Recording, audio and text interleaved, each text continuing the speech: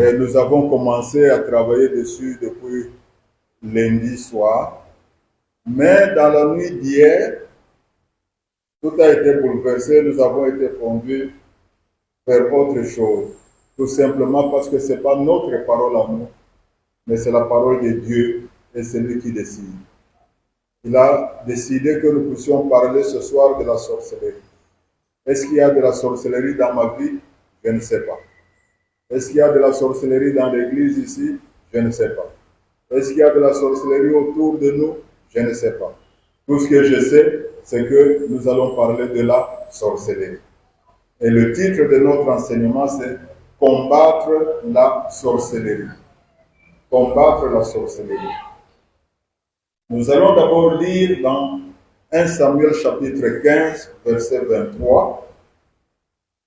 1 Samuel chapitre 15, verset 23, il est écrit: car la désobéissance est aussi coupable que la divination, et la résistance ne l'est pas moins que l'idolâtrie et les thérapies.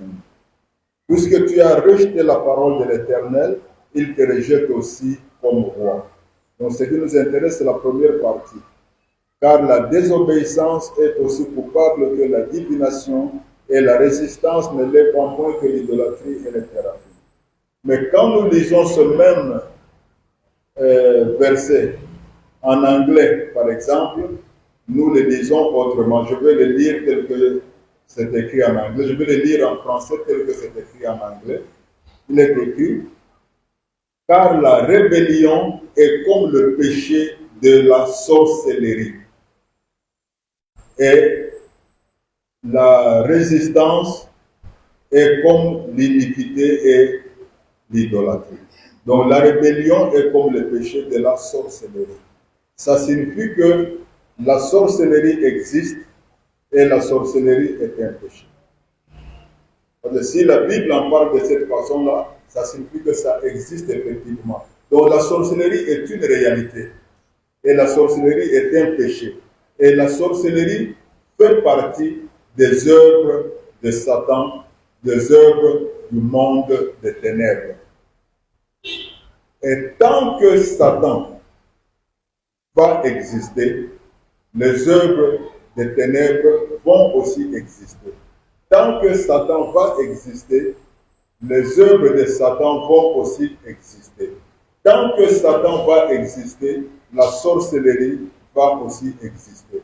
Et nous savons que Satan existe, donc les œuvres de Satan existent aussi. Et nous devons en être conscients. Nous devons être conscients que la sorcellerie est une réalité, que la sorcellerie existe et qu'elle cause des dégâts dans le monde. Satan, lui, il va toujours tout faire pour nous convaincre que la sorcellerie n'est pas un problème, que la sorcellerie n'existe pas, ou que la sorcellerie n'est pas aussi mal que nous le croyons. Il peut même nous convaincre que la sorcellerie était une affaire du passé et qu'elle est déjà terminée. Mais la sorcellerie existe et c'est une réalité cosmopolite qui existe dans tous les pays du monde, sur toute l'étendue de l'univers, sur toute l'étendue de la terre. La sorcellerie existe et elle est en action. Et elle est dangereuse, elle est mauvaise. Elle peut porter beaucoup de noms selon les endroits.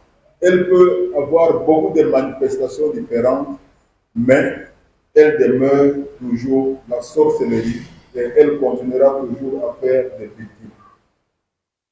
Satan, qui est l'auteur de la sorcellerie, lui, il cherchera toujours à nous endormir, à nous convaincre que nous n'avons pas à avoir peur de la sorcellerie, enfin pas peur, disons que nous n'avons pas à nous préoccuper de la sorcellerie. Et il va nous convaincre de cela pour que nous puissions être des proies faciles à la sorcellerie. Parce que comme disait quelqu'un, s'il y a un danger, et si vous savez que vous êtes en danger, c'est que vous n'êtes plus en danger.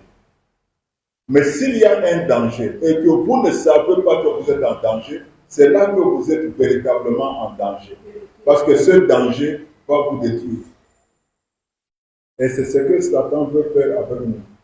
Il veut que nous puissions nous convaincre que la sorcellerie n'est pas un problème pour nous, que la sorcellerie n'est pas un danger. Comme ça, ce danger de la sorcellerie pourra nous avaler, pourra nous engloutir, pourra nous détruire. Et lui, Satan, aura gagné sur nous. Mais Dieu, lui, il veut que nous puissions être conscients de l'existence de la sorcellerie. Il veut que nous soyons conscients que la sorcellerie existe véritablement. Là, nous avons lu l'Ancien Testament. Nous allons lire dans le Nouveau Testament. Nous allons lire Galates, chapitre 3, verset 1. Galates, chapitre 3, verset 1.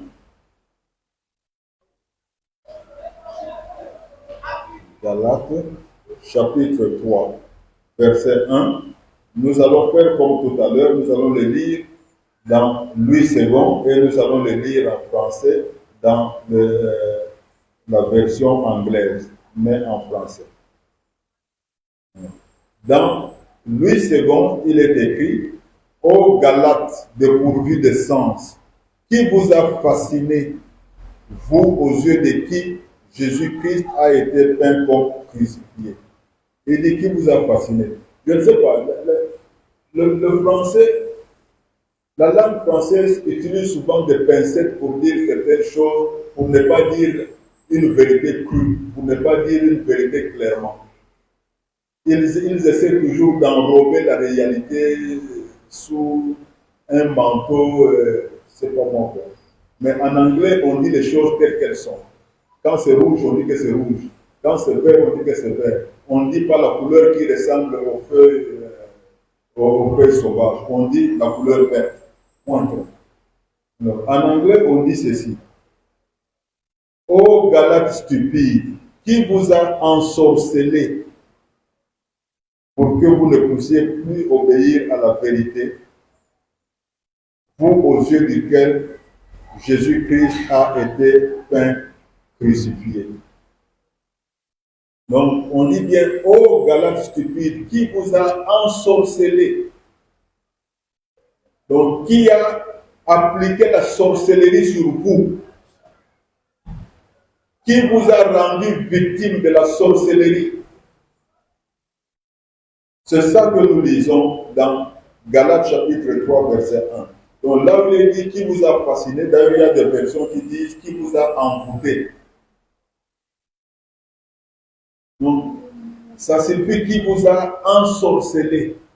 Donc la sorcellerie existe bel et bien. Et elle existe partout dans le monde. Elle existe chez nous en Afrique. Elle a existé chez les Galates. Elle existe donc en Asie. Elle existe en Europe, en Amérique, en Océanie. Elle existe partout. Donc, elle peut porter, comme je disais tout à l'heure, différents noms et différentes manifestations. Mais la réalité reste la même. C'est la même réalité. C'est la sorcellerie. De la même façon qu'il n'y a qu'un seul et unique Satan, ben, il y a donc les mêmes œuvres de Satan partout dans le monde. Il y a un seul Satan. Il n'y a pas deux Satans. Il peut y avoir plusieurs diables, mais il y a un seul Satan. Et les œuvres de Satan sont donc les mêmes partout. Et la sorcellerie, qui est une grande œuvre de Satan, existe donc partout. C'est le même Satan qui est en Afrique, c'est le même Satan qui est en Europe, c'est le même Satan qui est en Amérique, en Asie, en Océanie. Et donc, c'est le même Satan qui agit partout. Et la sorcellerie, il part partout avec la sorcellerie. En plus, personne n'est immunisé contre la sorcellerie. La sorcellerie est une œuvre de Satan. Personne n'est immunisé contre les œuvres de Satan. Personne donc n'est immunisé contre la sorcellerie. Et le fait pour nous d'être nés de nouveau ne nous immunise pas contre la sorcellerie. Le fait pour nous d'être nés de nouveau ne signifie pas que la sorcellerie ne va pas nous attaquer. Satan n'a pas peur du fait que nous soyons des chrétiens nés de nouveau. Satan n'a pas eu peur de s'attaquer à Jésus-Christ dans le désert. Satan n'a pas eu peur de chercher à soumettre Jésus-Christ à sa loi, à sa volonté, à son règne à nous. S'il n'a pas eu peur de s'attaquer à Jésus-Christ, le Fils de Dieu, à combien plus forte raison nous? Jésus lui-même a dit, si on fait cela à lui, Jésus qui est le roi vert, à combien plus forte raison nous qui sommes des rois secs? Donc Satan n'a pas peur de nous parce que nous sommes chrétiens de nouveau. Il nous attaque de la même façon qu'il avait attaqué Jésus. Et il applique sur nous ses œuvres, parmi lesquelles la sorcellerie. Donc Jésus n'a pas peur d'attaquer qui que ce soit, quelle que soit notre position dans la maison de Dieu. Nous sommes tous à la merci de la sorcellerie si nous ne sommes pas conscients que la sorcellerie existe et que nous devons la combattre. La sorcellerie, c'est une attaque spirituelle contre quelqu'un. Et cette attaque étant menée par Satan lui-même, non pas directement, mais par le canal de ses agents humains. Donc la sorcellerie, c'est une attaque spirituelle de Satan contre une personne. Mais il ne l'attaque pas directement lui-même, il passe par des personnes humaines. Il passe par ses agents, ses serviteurs humains. Parce que Satan a des serviteurs spirituels, les démons, et Satan a des serviteurs humains, parmi lesquels les sorciers. Les sorciers sont donc les exécutants humains des ordres de Satan. Donc, quand Satan veut t'attaquer, il peut t'attaquer directement, mais il peut aussi décider de ne pas t'attaquer directement, mais d'utiliser ses serviteurs de sorciers pour te faire du mal. Et les sorciers, eux, ils sont toujours contents d'appliquer la sorcellerie. Ils sont toujours contents de faire du mal. Ils sont toujours très contents de servir leur maître et de faire du mal aux autres.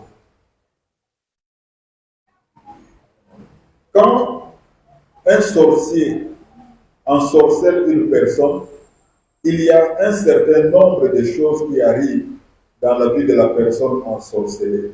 Il y a un certain nombre de manifestations que l'on constate dans la vie de la personne qui a été ensorcelée. Et ces manifestations, c'est ce que Satan recherche quand il envoie ses agents ensorceler quelqu'un. L'une des toutes premières manifestations que la sorcellerie provoque dans la vie de la personne ensorcelée, c'est de désobéir à la parole de Dieu. C'est pour cela que la désobéissance est comme le péché de la sorcellerie. Les deux sont identiques, nous dit la parole de Dieu. C'est parce que quand on est ensorcelé, une des premières choses, c'est de ne pas obéir à la parole de Dieu. Donc on ne veut, soit on ne veut plus obéir, soit on refuse carrément d'obéir à la parole de Dieu. Et pourquoi Satan veut que les gens refusent d'obéir à la parole de Dieu, que les gens n'obéissent pas à la parole de Dieu? C'est parce qu'il sait très bien que quand nous n'obéissons pas à la parole de Dieu, nous nous rendons désagréables à Dieu. Et si nous sommes désagréables à Dieu, nous créons une séparation entre Dieu et nous. En quelque sorte, nous sortons du camp de Dieu pour entrer dans le camp de Satan. Parce que le camp de la désobéissance, c'est le camp de Satan. Donc, Satan n'obéit pas à la parole de Dieu. Donc, quand nous n'obéissons pas à la parole de Dieu, ça signifie que nous nous mettons dans le camp de celui pour qui la désobéissance est le style de vie. Et nous entrons donc dans son camp en étant désagréables à Dieu. Et là, c'est un basculement volontaire du camp de Dieu vers le camp de Satan. Et la parole de Dieu nous dit, du moins par la bouche de Samuel, quand il a parlé à Saül, il a dit, la désobéissance est comme le péché de la sorcellerie. Et comme tu as refusé d'obéir à Dieu, tu as donc appliqué la sorcellerie en quelque sorte. Alors Dieu te rejette. Donc, quand la personne ensorcelée refuse d'obéir à la parole de Dieu, la personne ensorcelée est en train de dire à Dieu, rejette-moi, ne me compte plus parmi tes enfants, ne me compte plus parmi le roi, parce que vous vous rappelez que Dieu nous dit qu'il a fait de nous des sacrificateurs et de rois. Le sacrificateur est un royaume, nous sommes le roi sur qui Jésus est roi, c'est pour ça qu'on l'appelle le roi des rois. Mais là, vous dites vous-même que vous ne voulez plus être parmi le roi.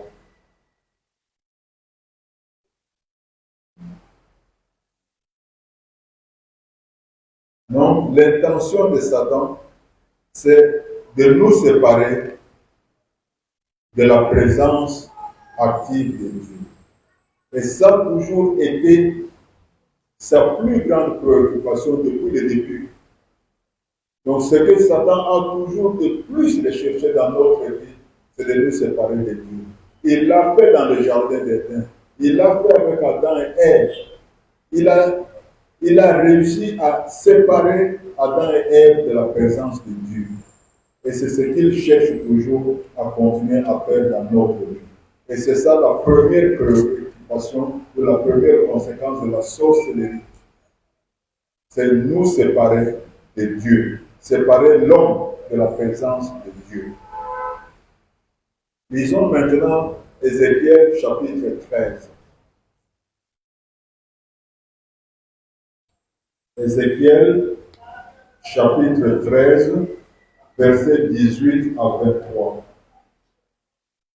Ézéchiel chapitre 13, versets 18 à 23. Ézéchiel 13, 18 à 23. Nous allons lire. Tu diras, ainsi parle le Seigneur l'Éternel. Malheur à ceux qui fabriquent des coussinets pour toutes les aisselles et qui font des voiles pour la tête des gens de toute taille, afin de surprendre les âmes. Pensez-vous surprendre les âmes de mon peuple et conserver vos propres âmes? Vous me déshonorez auprès de mon peuple pour des poignées d'orge et des morceaux de pain, en tuant des âmes qui ne doivent pas mourir et en faisant vivre des âmes qui ne doivent pas vivre, trompant ainsi mon peuple qui écoute le mensonge. C'est pourquoi ainsi parle le Seigneur l'Éternel. Voici, j'en veux à vos coussinets par lesquels vous surprenez les âmes afin qu'elles s'envolent, et je les arracherai de vos bras, et je délivrerai les âmes que vous cherchez à surprendre afin qu'elles s'envolent. J'arracherai aussi vos voiles, et je délivrerai de vos mains mon peuple. Ils ne serviront plus de pièges entre vos mains, et vous saurez que je suis l'Éternel. Parce que vous affligez le cœur du juste par des mensonges, quand moi-même je ne l'ai point attristé, et parce que vous fortifiez les mains du méchant pour l'empêcher de quitter sa mauvaise voie et pour le faire vivre, vous n'aurez plus de vaines visions et vous ne prononcerez plus d'oracles. Je délivrerai de vos mains mon peuple et vous saurez que je suis l'Éternel. Nous n'allons pas faire une lecture comparée avec le texte en anglais, mais sinon nous comprendrions très clairement qu'il parle effectivement ici de la sorcellerie. Parce que par exemple le verset 18, il dit: ainsi parle le Seigneur Dieu, malheur aux femmes qui confectionnent des charmes magiques sur leurs manches et fabriquent de voiles pour les têtes des gens de toute taille pour faire la chasse aux âmes. La sorcellerie ne se manifeste pas seulement par le manque d'obéissance à la parole de Dieu. La sorcellerie ne se manifeste pas seulement par cette désobéissance qui conduit à la séparation entre l'homme et Dieu. La sorcellerie se manifeste aussi de beaucoup d'autres façons. Et toutes ces façons constituent des buts poursuivis par Satan. Je ne suis pas en train de donner un cours sur la sorcellerie. Mais si nous ne comprenons pas les manifestations de la sorcellerie, nous ne comprendrons pas que telle ou telle personne se trouve sous l'effet de la sorcellerie, ou que soi-même on est sous l'effet de la sorcellerie, et on risquerait de passer à côté au lieu de pouvoir combattre la sorcellerie. On serait en train de combattre autre chose que de combattre la sorcellerie. C'est un peu comme une plaie. Quand quelqu'un a une plaie qui est infectée, au lieu de pouvoir nettoyer complètement la plaie pour arriver jusqu'au fond, pour voir d'où vient le pus, donc enlever ça, on risquera de mettre des médicaments sur le pus, ajouter des médicaments sur le pus, et le pus continuera à rester, la plaie continuera à rester, ça ne guérira pas. Donc il faut que les manifestations que nous avons, que nous puissions identifier que ces manifestations sont des manifestations de la sorcellerie. Comme ça, nous pouvons attaquer la sorcellerie qui est à la base de ces manifestations et pouvoir obtenir une délivrance totale. Satan utilise les sorciers pour faire la chasse aux âmes. Donc ce qui l'intéresse, c'est les âmes. Parce que ce corps que nous avons parcouru, il va rester sur cette terre. Mais c'est l'âme qui ira dans l'au-delà. Et c'est ça qui intéresse Dieu, et qui intéresse Satan, et qui intéresse aussi Dieu. Dieu veut nos âmes, et Satan veut nos âmes pour aller peupler son royaume des ténèbres. C'est ainsi que Satan utilise le sorcier pour faire la chasse aux âmes, pour capturer les âmes et les transformer en esclaves dociles qui seront condamnés à reproduire la volonté de Satan. Donc il voudra que les âmes qu'il aura capturées, que les sorciers auront capturées, puissent faire sa volonté à lui et non pas la volonté de Dieu. Donc c'est ça un de ses objectifs majeurs. Donc les sorciers sont là pour faire la chasse aux âmes et capturer ces âmes et les rendre des esclaves de Satan. Ainsi, une personne ensorcelée devient incapable de réfléchir de façon sage. Il pose des actes où tout le monde se demande, mais est-ce que cet homme réfléchit vraiment avant de poser cet acte? C'est parce que son âme a été capturée et rendue esclave, un esclave docile, destiné à ne faire que la volonté, ce que Satan lui dit de faire. Donc il ne peut plus faire sa propre volonté. Il ne peut plus agir selon sa propre volonté. Il ne peut plus agir selon la volonté de Dieu. Il ne peut agir que selon la volonté de Satan. Si Satan lui dit, va boire 5 bouteilles de bière, il va aller boire 5 bouteilles de bière. Va fumer un paquet de cigarettes, il ira fumer un paquet de cigarettes. Va faire telle ou telle chose, il ira le faire. Alors même qu'il sait et dit de sa propre bouche que telle ou telle chose détruit le corps, il va faire exactement cette chose-là qui détruit le corps. Donc, en dehors du fait que les sorciers attrapent les âmes pour les réduire en esclavage, pour en faire des esclaves dociles de Satan, les sorciers jettent également des voiles. Donc la sorcellerie jette un voile sur la tête de la personne ensorcelée. Donc ils mettent un voile sur sa tête, et un voile épais. Et quand il y a ce voile sur votre tête, bien sûr, vous ne voyez pas. Non seulement vous ne voyez pas, mais on ne peut pas vous voir non plus, on ne peut pas voir votre visage. Donc s'il y a un voile sur votre tête, vous ne voyez pas. Vous ne voyez pas où vous devez aller, vous ne voyez pas où vous devez poser la main, vous ne voyez pas ce que vous devez faire, mais les gens non plus ne voient pas votre face, donc ils ne vous voient pas. Vous devenez invisible en quelque sorte. Donc le voile que le sorcier jette sur la tête des gens ensorcelés, c'est pour les empêcher de voir et les empêcher d'être vus. Une personne ensorcelée devient ainsi tellement aveugle qu'elle ne réalise même pas la situation véritable dans laquelle elle se trouve. Vous avez beau lui dire que la situation dans laquelle elle se trouve est mauvaise, elle va discuter, elle va dire non. Parce qu'elle ne réalise pas elle-même la véritable situation dans laquelle elle se trouve à cause de ce voile qui a été jeté sur sa tête. Et elle devient aussi incapable de distinguer le bien du mal. Elle peut poser n'importe quel acte sans se rendre compte que ce qu'elle est en train de faire est mal. Parce qu'elle ne peut plus distinguer le bien du mal. Il y a un voile sur son entendement, sur son esprit, sur sa compréhension qui l'empêche de distinguer le bien du mal.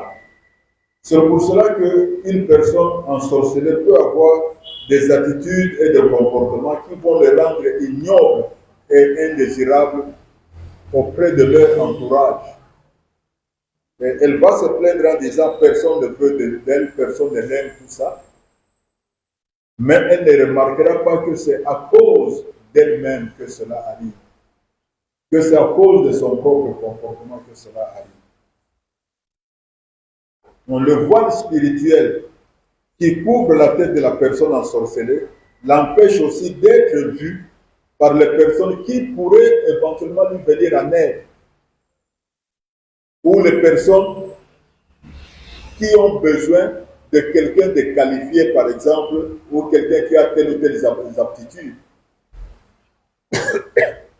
C'est ainsi qu'on voit, par exemple, des personnes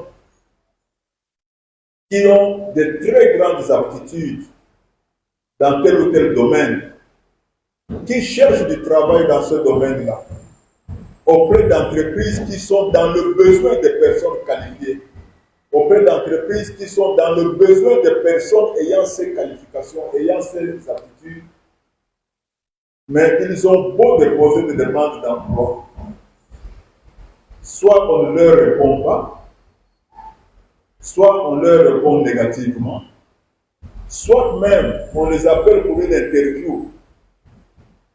Ils passent brillamment l'interview, mais on ne les appelle pas pour l'emploi. Soit on leur fait passer un test. On met par exemple un groupe, je ne sais pas, de 200 personnes pour une dizaine de postes. Ils font tous les tests et lui, il a la meilleure note de toutes les 200 personnes.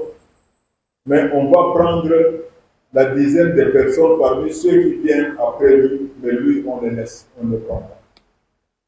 Parce qu'en réalité, on ne l'a pas vu, on ne sait pas qu'il est là. Personne n'a vu son papier, personne n'a vu sa note. Lui qui était premier, on a vu comme premier la personne qui venait en deuxième position. Parce qu'il y a un voile qui est jeté sur sa vie. On ne le voit pas. C'est la même chose. On voit des jeunes gens très beaux, des jeunes filles très belles, des personnes très polies, très intelligentes, très bien éduquées, mais à qui personne ne s'intéresse. Personne ne les demande en mariage, ou quand ce sont des garçons qui demandent les filles en mariage, les filles, aucune fille ne s'intéresse à lui, aucune fille n'accepte. Parce qu'en réalité, on ne le voit pas. On ne voit pas qui il est, on ne voit pas comment il est. Il y a un voile de sorcellerie qui a été jeté sur lui ou sur elle pour empêcher qu'il soit vu. Et ça, c'est l'œuvre de la sorcellerie. Et les sorciers cherchent également à maintenir les gens dans le mensonge. Ils les séduisent par des paroles mensongères, ils les séduisent par des actes mensongers, ils les séduisent par des choses qui leur font miroiter, mais qui ne sont qu'en réalité un mensonge. Et en les poussant eux-mêmes, ces personnes ensorcelées, à vivre aussi dans le mensonge. Donc à faire du mensonge leur forme de vie, leur façon de vivre, comme nous voyons dans le texte que nous venions de lire. Or, le mensonge, c'est la marque de vie de Satan. Jésus dit que Satan est le père du mensonge et qu'il ment depuis le début. Et il a menti effectivement depuis la création, depuis le jardin d'Éden. Il a menti à l'homme. Et malheureusement, l'homme est tombé sous le coup de son mensonge. Donc il a ensorcelé l'homme dès le jardin d'Éden. Donc une personne ensorcelée est une personne qui vit aisément dans le mensonge sans se rendre compte que le mensonge est une mauvaise chose, sans se rendre compte que le mensonge l'éloigne de Dieu, que le mensonge est en train de le détruire, que le mensonge est en train de le rapprocher de Satan, de le mettre dans le camp de Satan. Le voile que la sorcellerie jette sur l'homme, sur la personne ensorcelée, empêche également la personne ensorcelée de bénéficier de la grâce de Dieu. Parce que quand la grâce de Dieu est en mouvement, quand la grâce de Dieu circule et arrive là où se trouve la personne, elle ne voit pas la personne parce qu'il y a un voile sur la personne et la grâce continue son chemin vers d'autres personnes en sautant celle-là, en passant outre cette personne. Donc le voile de la sorcellerie empêche la personne ensorcelée de bénéficier de la grâce de Dieu et elle empêche également cette personne de bénéficier de toutes les faveurs de Dieu et de la faveur des hommes. Donc personne ne se sent enclin à aider une personne ensorcelée. Et le voile de la sorcellerie empêche la personne ensorcelée d'avoir du succès dans tout ce qu'il entreprend, d'avoir de la réussite dans ce qu'elle fait, et même d'être heureuse. Une personne ensorcelée ne peut être heureuse, elle est toujours malheureuse. Les sorciers font également la chasse aux âmes, comme on fait la chasse aux hommes, avec des filets dans lesquels ils les attrapent, mais aussi avec des pièges. Vous savez qu'on fait des pièges aux oiseaux. Quand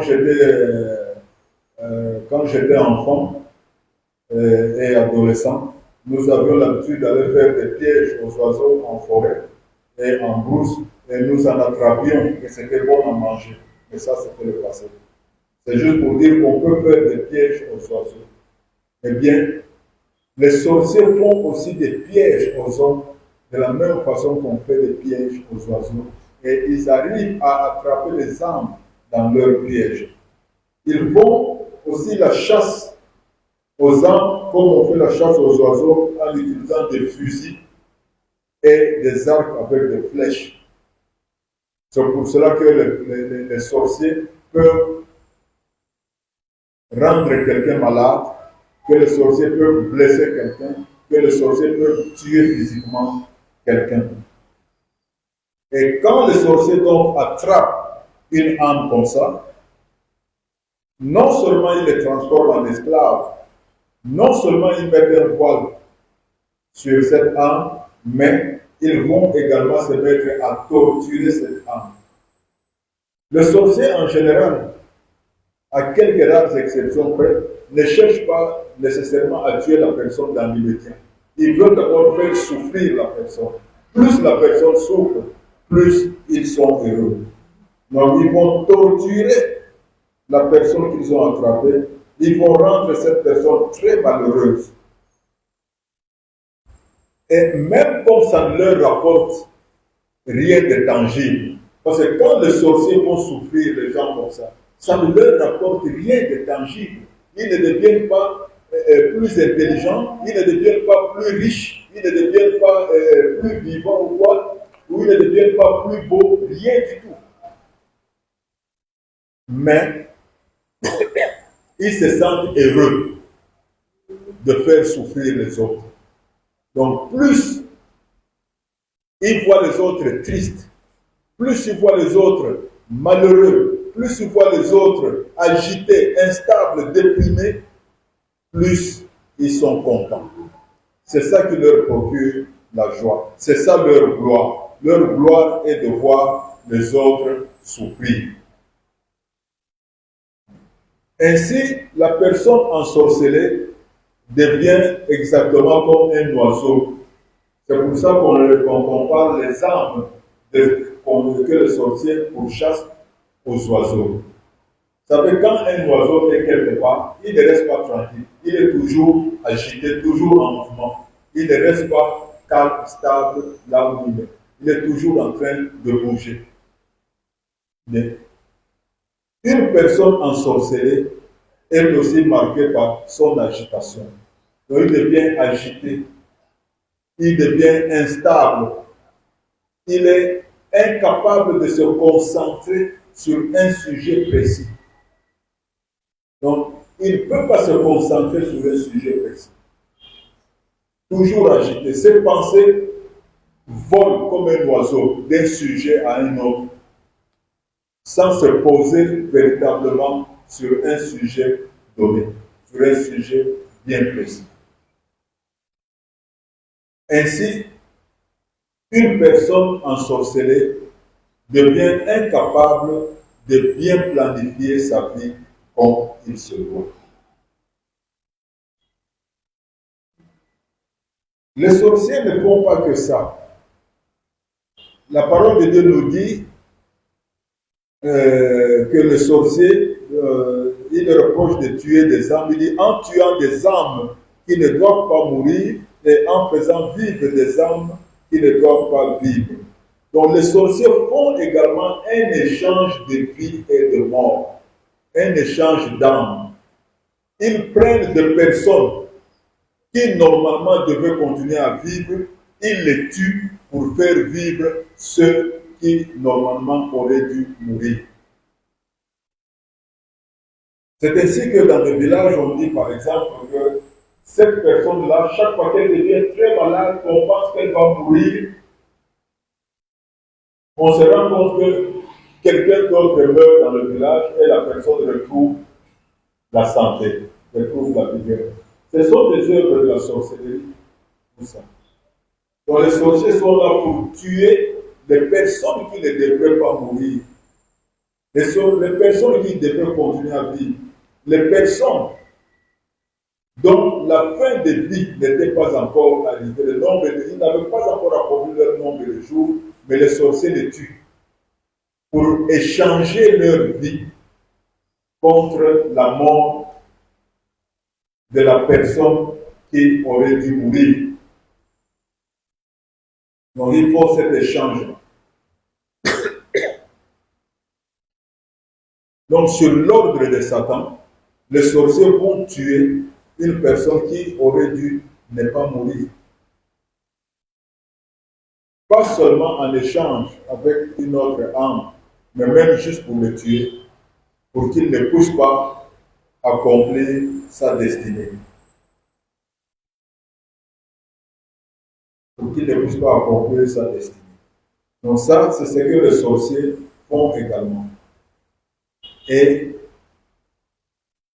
Dieu, lui, à cause de tout l'amour qu'il a pour nous, à cause du fait qu'il nous aime beaucoup, il ne veut pas que nous puissions être victimes de la sorcellerie. Il ne veut pas que nous puissions être parmi les âmes qui seront attrapées par le sorcier. Il ne veut pas que nous puissions devenir des esclaves dociles de Satan. Il ne veut pas que nous puissions devenir des aveugles spirituels. Il ne veut pas que nous puissions être invisibles à ceux qui pourraient nous faire du bien ou à la grâce de Dieu ou à la faveur des hommes. Il ne veut pas que nous puissions mourir prématurément. Il ne veut pas que nous puissions être torturés par le sorcier. Alors, il nous promet la délivrance dans ce passage que nous venons de lire, où il est en train de menacer les sorciers. Il menace le sorcier en nous promettant la délivrance. Mais ce n'est pas Dieu lui-même qui va venir descendre et mettre fin à cette sorcellerie si nous ne faisons rien. Si nous-mêmes ne cherchons pas à collaborer avec Dieu pour mettre fin à cela, Dieu ne viendra pas mettre fin à cela. Et nous continuerons à être sur le chemin des victimes de la sorcellerie, au point qu'un jour, nous risquerions de tomber effectivement victimes des sorciers. Lisons Luc chapitre 10, verset 19, c'est là que nous nous arrêterons. Luc chapitre 10, verset 19.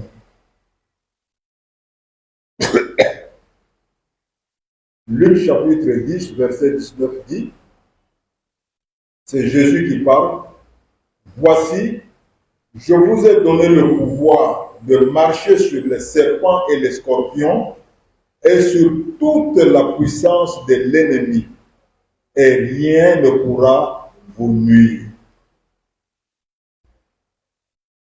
Beaucoup de gens disent que Jésus avait dit, voici, rien ne pourra vous nuire. Non, ce n'est pas ce qu'il a dit. Il a dit, je vous ai donné le pouvoir de faire ça. Comme ça, quand vous ferez ça, rien ne pourra vous nuire. Parce que vous aurez exercé la puissance que je vous ai donnée. Non, il nous a donné le pouvoir de marcher sur les serpents et les scorpions et sur toute la puissance de l'ennemi. Ainsi, quand nous allons exercer ce pouvoir, quand nous allons effectivement marcher sur les serpents et les scorpions et sur toute la puissance de l'ennemi, rien ne pourra nous nuire parce que nous aurons déjà écrasé ça. Quand nous l'aurons écrasé, rien ne pourra nous nuire. Donc quand nous aurons écrasé la sorcellerie ne pourra plus nous nuire.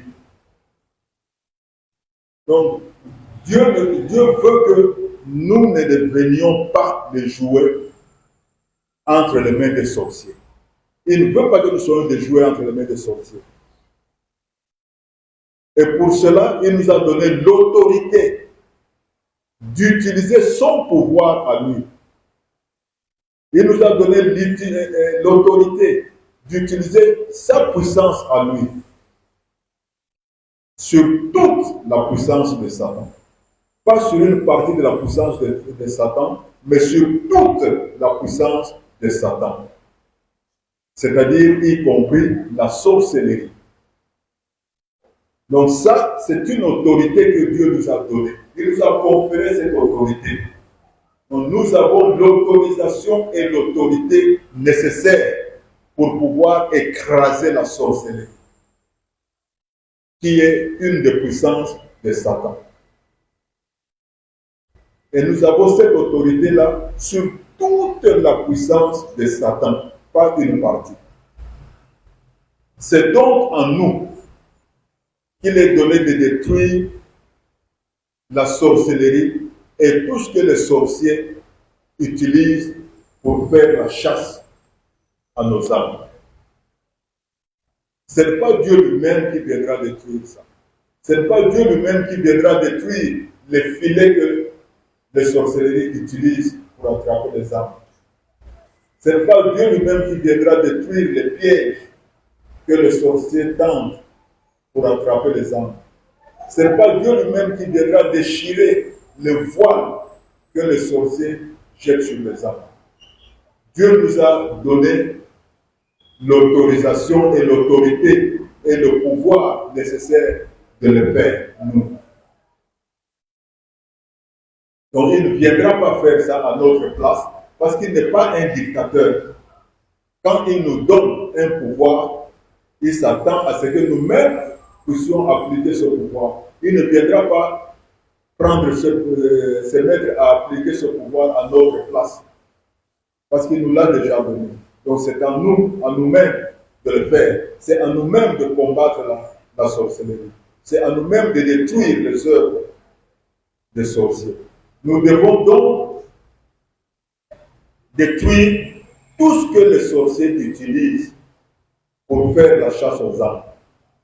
Nous devons détruire tous les organes de la sorcellerie.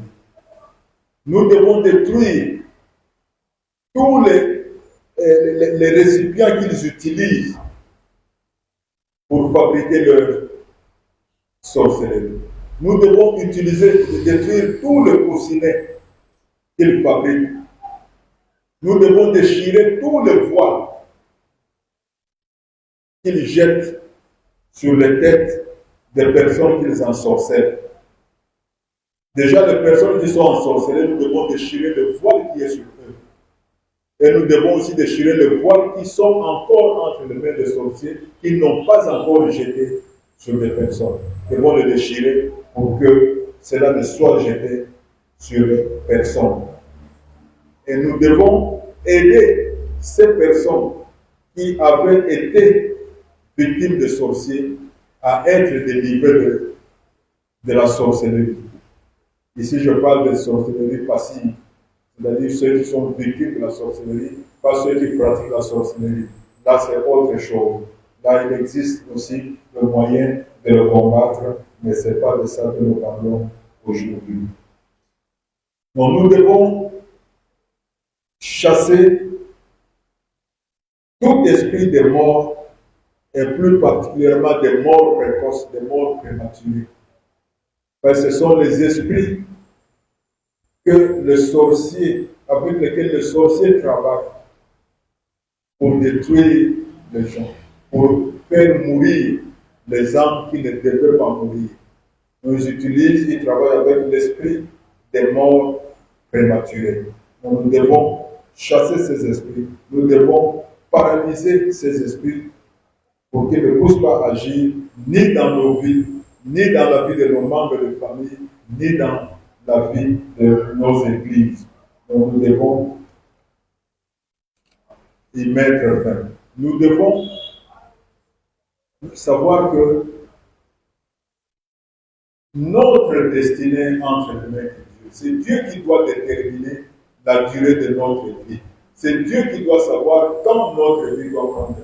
Ce ne doit être ni les sorciers, ni Satan. Ce n'est pas eux qui sont les maîtres de notre vie. Nous devons aussi insuffler la vérité de la parole de Dieu dans la vie des victimes de la sorcellerie. Parce que les victimes de la sorcellerie ont été, les sorciers ont utilisé le mensonge pour pouvoir attraper des âmes et ils ont maintenu ces âmes dans le mensonge. Et ces âmes croient au mensonge comme on croit à la vérité. Mais nous devons amener la vérité dans ces âmes pour que ces âmes puissent faire sortir le mensonge qui était en nous, pour que ces mensonges-là sortent de leur vie. C'est un peu comme si vous avez de l'eau de couleur marron dans un verre, la moitié du verre. Maintenant, vous mettez de l'eau de couleur blanche. Si vous continuez à mettre, quand l'eau va déborder, une partie de l'eau va toujours partir et vous continuez à mettre de l'eau blanche. À un certain moment, est-ce qu'on dit même eau blanche? Eau claire, hein? Bon. Et à un certain moment, vous verrez que l'eau dans le verre devient claire. Elle ne sera plus marron.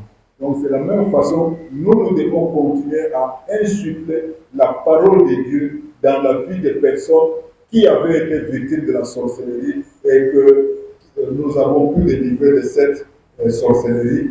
En le faisant, le mensonge va finir par partir de leur vie et par ne plus avoir une influence dans leur vie et partir définitivement. Et surtout, nous ne devons jamais négocier avec la sorcellerie. Nous ne devons jamais négocier avec la sorcellerie, mais nous devons combattre la sorcellerie. Ce n'est pas comme on dit par exemple que voilà, il y a une guerre qui a éclaté entre deux pays, il faut que les deux pays fassent la négociation pour mettre fin à la guerre. Il n'y a pas de mise de fin à la guerre avec la sorcellerie. La fin de la guerre, c'est quand la sorcellerie est détruite. Donc nous ne devons jamais négocier avec la sorcellerie.